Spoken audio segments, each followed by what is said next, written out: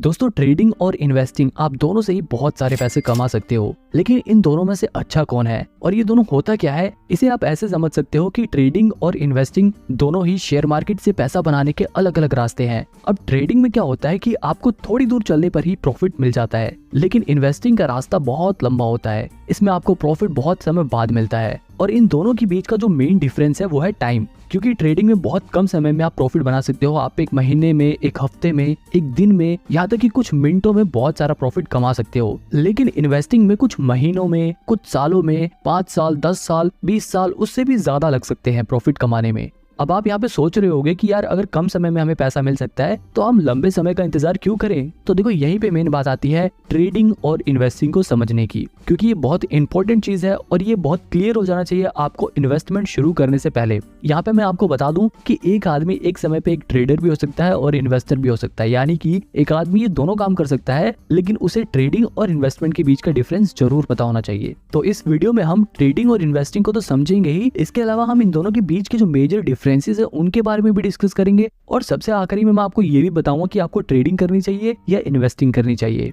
अब देखो, सबसे पहले समझते हैं ट्रेडिंग और इन्वेस्टिंग के कॉन्सेप्ट को। इसे समझाने के लिए मैं आपको एक एग्जांपल देता हूँ। मान लो बाबूराव नाम का एक आदमी अपनी मोबाइल की दुकान खोलता है। उसकी दुकान बहुत बढ़िया चल रही थी। वो मार्केट से सस्ते दाम से मोबाइल लाता और अपनी दुकान पे बेचकर प्रॉफिट कमाता। उसका काम बढ़िया चल रहा था, लेकिन जब भी कुछ समय बाद उसकी दुकान के सामने एक और दुकान खुल जाती है तोतला सेठ की, और वो वही मोबाइल बाबूराव की दुकान से भी सस्ते दाम पर बेचने लग जाते हैं। मतलब कि बाबूराव जो फोन 10,000 में बेचते थे, वही फोन तोतला सेठ 9,000 में बेचने लगा। अब क्योंकि तोतला सेठ की दुकान पर मोबाइल सस्ते मिल रहे हैं, तो लोग बाबूराव की दुकान पर क्यों खरीदेंगे। अब क्योंकि भैया बाबूराव के पास कस्टमर तो आ नहीं रहे थे, इसलिए वो बस दिन भर टीवी पे न्यूज ही देखता रहता। सारे ग्राहक तोतला सेठ के पास जाने लगे थे। जब भी वो टीवी में न्यूज देखता है कि जिस ब्रांड का मोबाइल वो लोग बेचते हैं, वो मोबाइल चिप की शॉर्टेज की वजह से बनना बंद हो गए हैं। अब यहाँ पर बाबूराव के दिमाग में आइडिया आता है, क्योंकि मोबाइल की डिमांड तो लोगों में बहुत ज्यादा है, लेकिन मैन्युफैक्चरिंग ना होने की वजह से अब उसकी सप्लाई बंद हो जाएगी। अब यहाँ पर देखो, बाबूराव दो काम कर सकता है।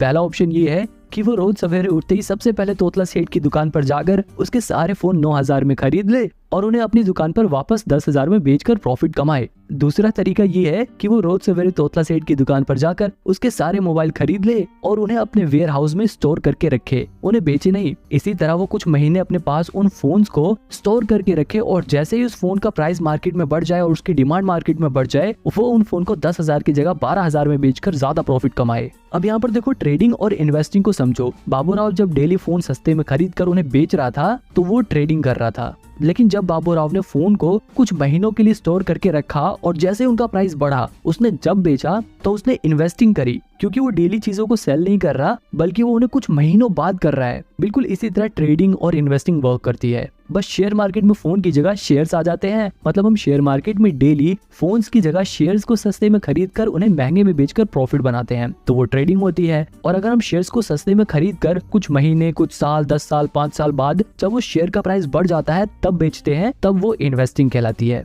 देखो, यहाँ दोनों के बीच का जो मेजर डिफरेंस है वो है टाइमिंग। आई होप अब आपको ट्रेडिंग और इन्वेस्टिंग का कॉन्सेप्ट समझ आ गया होगा। अगर नहीं आया तो आपको आगे जरूर आ जाएगा। अब देखो, इन्वेस्टिंग में क्या होता है, लोग अच्छी कंपनियों के शेयर ढूंढते हैं और जैसे ही उन्हें कोई ऐसी कंपनी मिलती है जो फ्यूचर में अच्छा खासा प्रॉफिट जनरेट करेगी, अच्छा परफॉर्म करेगी, वो उस कंपनी के ऊपर फंडामेंटल रिसर्च करते हैं और ये पता लगाते हैं कि क्या ये कंपनी इन्वेस्ट करने लायक है या नहीं। क्या इस कंपनी में अगर हम पैसे लगाएंगे तो बढ़ेंगे या नहीं बढ़ेंगे। अगर उन्हें उनके इन सवालों के जवाब मिल जाते हैं तो वो उस कंपनी में अपना पैसा लगा देते हैं और वो कंपनियां इन इन्वेस्टर्स के पैसों को लेकर अपने नए प्रोडक्ट लॉन्च करती हैं, अपने बिजनेस को और बड़ा करती हैं, नए एम्प्लॉइज को हायर करती हैं ताकि उनकी प्रोडक्शन बढ़ सके, ताकि वो लोग ज्यादा प्रोडक्ट्स को बना सके और ज्यादा चीजें बेचकर ज्यादा मुनाफा कमा सके। और जब उनको ज्यादा मुनाफा होता है तो वो अपने इन्वेस्टर को खुश करने के लिए उस मुनाफे में से थोड़ा थोड़ा हिस्सा दे देते हैं। इस छोटे छोटे हिस्से को ही डिविडेंड बोलते हैं, क्योंकि देखो, इन्वेस्टर जो होता है वो लॉन्ग टर्म के लिए इन्वेस्ट करता है, तो उसे आखिरी में जो रिवॉर्ड मिलता है वो तो मिलता ही है, लेकिन कंपनियां बीच बीच में थोड़ा थोड़ा डिविडेंड देकर, थोड़ा थोड़ा प्रॉफिट का हिस्सा देकर अपने इन्वेस्टर को खुश करती रहती हैं। मतलब एक इन्वेस्टर को लॉन्ग टर्म में तो बहुत ज्यादा प्रॉफिट होता ही है, लेकिन उसको बीच बीच में थोड़ा थोड़ा डिविडेंड भी मिलता रहता है, जो उसके लिए एक अर्निंग का काम करती है। और मैं आपको बता दूं कि ऐसे बहुत सारे इन्वेस्टर हैं जिनकी सिर्फ डिविडेंड की कमाई लाखों करोड़ों में होती है। वहीं दूसरी तरफ जो ट्रेडिंग होती है उसमें जो ट्रेडर होते हैं उन्हें इस बात से कोई भी फर्क नहीं पड़ता कि कंपनी क्या काम करती है, कंपनी प्रॉफिट कमाती है या नहीं कमाती, कंपनी का मैनेजमेंट कैसा है। वो फंडामेंटल एनालिसिस पर ध्यान नहीं देते। एक ट्रेडर सबसे ज्यादा ध्यान देता है टेक्निकल एनालिसिस पे, वो चार्ट एनालिसिस पे ध्यान देता है, वो शेयर्स के प्राइस को ट्रैक करता है कि शेयर के प्राइस कब घट रहा है कब बढ़ रहा है, वो उसमें अपॉर्चुनिटीज ढूंढता है। मतलब एक ट्रेडर का काम ऐसा होता है कि वो रोज सवेरे उठते ही सबसे पहले मार्केट खुलते ही किसी भी एक कंपनी का शेयर उठा देगा और उसके प्राइस की मूवमेंट को ट्रैक करेगा। अगर उस ट्रेडर को टेक्निकल और चार्ट एनालिसिस करने के बाद ये लगता है कि शेयर का प्राइस बढ़ेगा तो वो उसे कम रेट पर खरीद लेगा और जैसे उस शेयर का प्राइस बढ़ेगा उसे बेचकर प्रॉफिट कमा लेगा। जबकि इन्वेस्टमेंट में क्या था, जो इन्वेस्टर था वो शेयर को सस्ते में खरीद कर उसे कई साल बाद बेचता है जब उसका प्राइस बढ़ जाता है। अब आपको ये समझ आ गया होगा कि एक ट्रेडर कैसे काम करता है और एक इन्वेस्टर काम कैसे करता है। अब देखो इनके बारे में मैं और डिटेल में नहीं जाऊंगा वरना वीडियो बहुत बड़ी हो जाएगी। अब सीधे हम डायरेक्ट इनके डिफरेंस के बीच में आते हैं, इन दोनों के बीच के अंतर के बारे में बात करते हैं। सबसे पहला डिफरेंस तो टाइम का ही था। ट्रेडिंग कम समय का प्रोसेस है और इन्वेस्टिंग लंबे समय का गेम है। इसके अलावा अगर रिस्क के हिसाब से देखा जाए तो ट्रेडिंग में बहुत ज्यादा रिस्क होता है जबकि इन्वेस्टिंग में रिस्क बहुत ही कम होता है। अब ऐसा नहीं है कि इन्वेस्टिंग में बिल्कुल भी रिस्क होता नहीं है, हो सकता है कि शॉर्ट टर्म में शेयर का प्राइस गिर जाए, लेकिन अगर कंपनी अच्छी चुनी है आप लोगों ने तो लॉन्ग टर्म में उस कंपनी का शेयर प्राइस जरूर बढ़ेगा और इस वजह से इन्वेस्टिंग में रिस्क बहुत कम हो जाता है। वहीं ट्रेडिंग रिस्की इसलिए होता है क्योंकि ये एक तरह का गैम्बल है। मान लो दो दोस्त है, वो आपस में हेड टेल वाला गेम खेलने का डिसाइड करते हैं और बोलते हैं कि अगर हेड आया तो तू जीत गया और टेल्स आया तो मैं जीत गया। तो ये देखो ये एक तरह का गैम्बल है और शेयर मार्केट में भी बिल्कुल ऐसा ही होता है। बस वहाँ पे दो जनों की जगह बहुत सारे लोग आ जाते हैं और वो लोग हेड टेल की बजाय शेयर के प्राइस घटने या बढ़ने के ऊपर बैट लगाते हैं। मतलब बहुत सारे लोग होते हैं जिसमें से कुछ लोग ये अंदाजा लगाते हैं कि शेयर का प्राइस गिरेगा और कुछ लोग अपने पैसे लगाकर कहते हैं कि शेयर का प्राइस बढ़ेगा। और ये लोग अपने पैसे कहाँ लगाते हैं, ये लोग अपने पैसे लगाते हैं ब्रोकर के पास, यानी कि ग्रो जीरोधा जैसे ब्रोकर के पास अपने पैसे लगाते हैं। अब देखो अगर शेयर का प्राइस बढ़ गया तो ये वाले लोग जीत जाएंगे, अगर ये लोग जीत जाएंगे तो जो लोग हार गए हैं उनका पैसा जीते हुए लोगों के पास चला जाएगा और उस जीते हुए पैसे में से थोड़ा सा कमीशन ये ब्रोकर्स रख लेते हैं। और इतना ही नहीं, इस जीते हुए हिस्से में से सरकार भी टैक्स के नाम पर अपना हिस्सा इनसे ले लेती है। अब यहाँ पर ये देखो कि जो ब्रोकर है और ये जो गवर्नमेंट है इनको तो हमेशा कमीशन और टैक्स मिलेगा, चाहे ये लोग जीते चाहे ये लोग जीते। लेकिन लॉन्ग टर्म में नुकसान किसका होता है, सिर्फ ट्रेडर्स का। मतलब सिंपल सी बात यह है कि अगर ट्रेडिंग में आपने पैसे बनाए हैं तो वहीं दूसरी तरफ किसी ने अपने पैसे गंवाए हैं। कल को जब वो पैसे बनाएगा तो हो सकता है कि आप अपने पैसे गंवाओ, इसीलिए ट्रेडिंग रिस्की रहता है।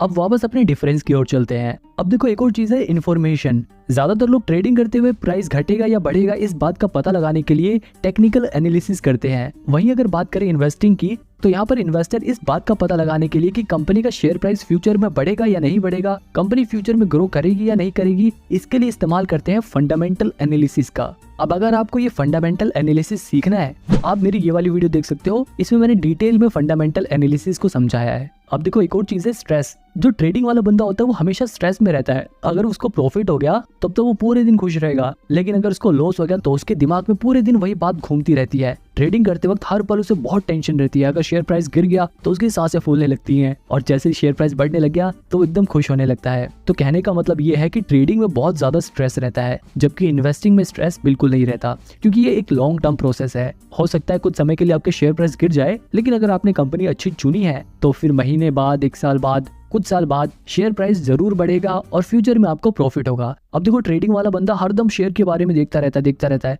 लेकिन इन्वेस्टिंग वाला बंदा आराम से एक बार इन्वेस्ट कर देगा और फिर कुछ टाइम बाद अपना देखेगा इन्वेस्टमेंट, अच्छा हाँ मेरा शेयर प्राइस जितना बढ़ गया या इतना गिर गया, फिर दोबारा बंद कर लेगा, क्योंकि उसे बेचना नहीं है, उसने लॉन्ग टर्म के लिए इन्वेस्ट कर रखा है। फिर कुछ समय बाद वो दोबारा से खोल के देखेगा कि हाँ भाई अब तो आज मेरे शेयर प्राइस बढ़ गए, वो कम देखेगा और उसको कम टेंशन होगी। लेकिन ट्रेडर को हर पल टेंशन रहती है, प्रॉफिट होने के बाद भी और लॉस होने के बाद तो ऑब्वियसली रहती है।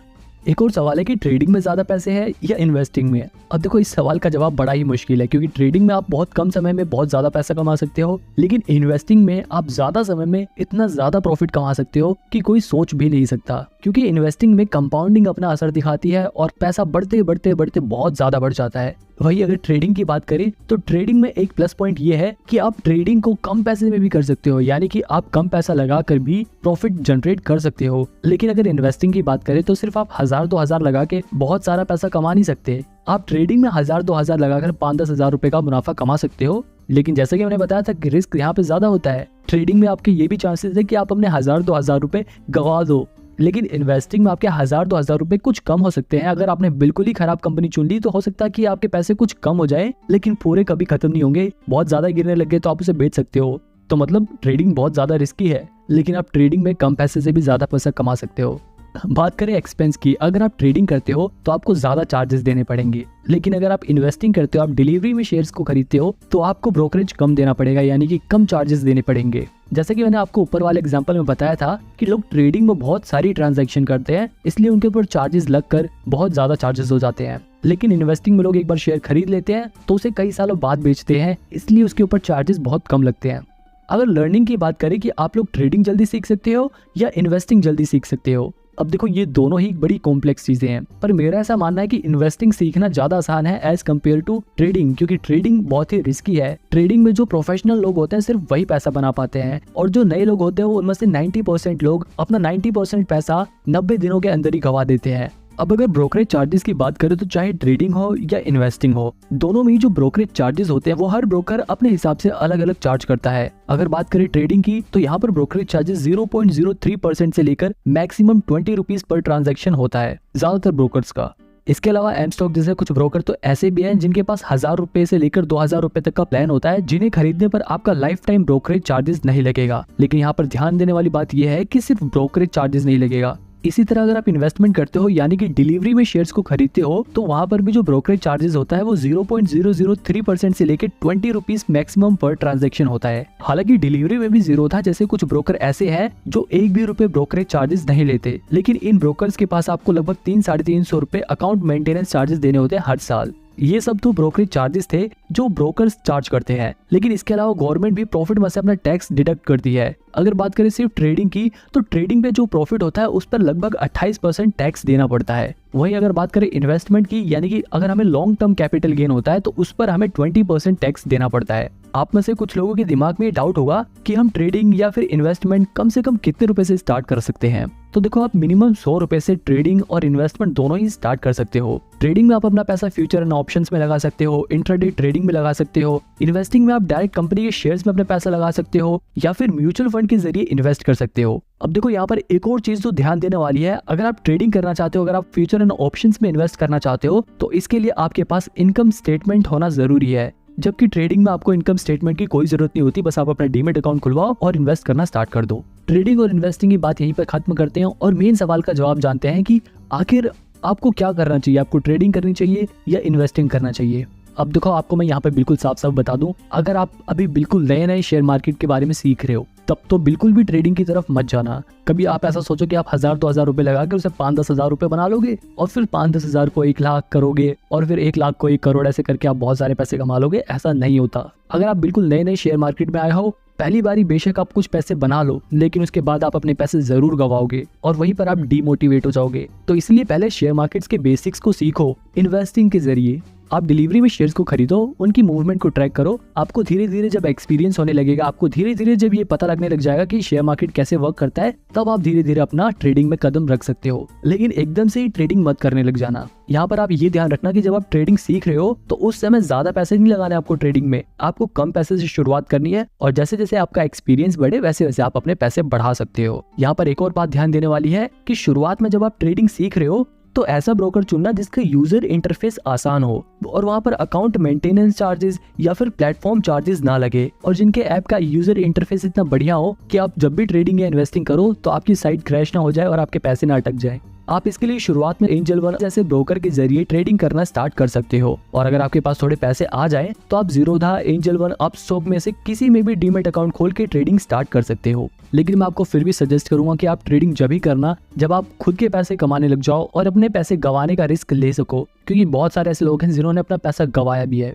लेकिन आपको हमेशा पॉजिटिव साइड सोच के चलनी है। चाहे आप इन्वेस्टिंग करो चाहे ट्रेडिंग करो, आपको यकीन रखना है कि हाँ मैं प्रॉफिट अर्न कर सकता हूँ। और अगर आप एक सैलरीड पर्सन, आप हर महीने कमाते हो, आपका मेन मकसद सिर्फ अपने पैसों को भविष्य में सिर्फ बढ़ाना है, तो ऐसे लोग सिर्फ इन्वेस्टिंग कर सकते हैं। वो लोग म्यूचुअल फंड में अपने पैसे लगा सकते हैं, उन्हें ट्रेडिंग करने की कोई भी जरूरत नहीं है।